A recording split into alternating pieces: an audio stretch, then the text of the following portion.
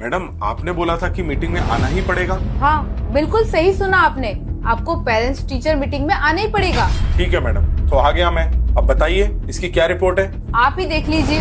Reports बिल्कुल भी अच्छी नहीं है इसकी, सिर्फ पासिंग मार्क्स ही आए हैं। लेकिन इसके कम मार्क्स क्यों आए? पढ़ाई पे बिल्कुल भी ध्यान नहीं है इसका, और ना ही आप लोग ध्यान देते हो। देखो मैडम, मैं और मेरी वाइफ हम दोनों वर्किंग है। एक्चुअली हमारे पास टाइम ही नहीं है। हम लोग ऑफिस जाते हैं, फिर घर के काम, और फिर इसकी स्टडी भी। और आप अभी देख लीजिए, मेरी वाइफ ऑफिस में इतना बिजी है कि वो आ भी नहीं पाई। अगर आप वर्किंग है तो उसकी ट्यूशन लगवा दो ना। कम से कम ट्यूशन में पढ़ेगा तो उसका फ्यूचर तो सिक्योर होगा।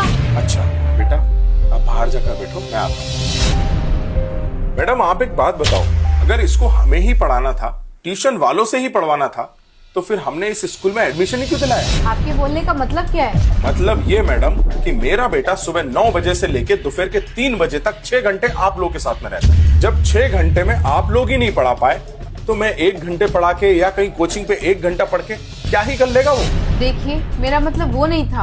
आपका क्या मतलब है हमें सब समझ में आता है। अरे आप लोगों की फीस ही इतनी ज्यादा है, लाखों रुपए हमको स्कूल में भरना पड़ते हैं। मुझे और मेरी वाइफ को इसीलिए जॉब करना पड़ता है ताकि हम फीस भर सकें। जब मैडम ड्रेस यहाँ से लेना है, फूड यहाँ से लेना है, बुक्स यहाँ से लेना है, पूरी स्टेशनरी यहाँ से लेना है, तो फिर पढ़ाई भी तो इसी स्कूल में होनी चाहिए ना। तो मैडम मेरी बात आप कान खोल के सुनो, मैं इसको किसी भी ट्यूशन क्लास में नहीं भेजने वाला, और ना ही मैं मेरे बेटे को घर में प्रेशर देने वाला हूँ। तो आप लोगों की जिम्मेदारी बनती है कि मेरे बेटे को पढ़ाएं और उसके मार्क्स अच्छे आए। अगली बार हमें बुलाने से पहले ये सोच लेना कि अगर मैं यहाँ पर आया तो ये सवाल मैं आपसे पूछूंगा कि मेरे बेटे के कम मार्क्स क्यों आए।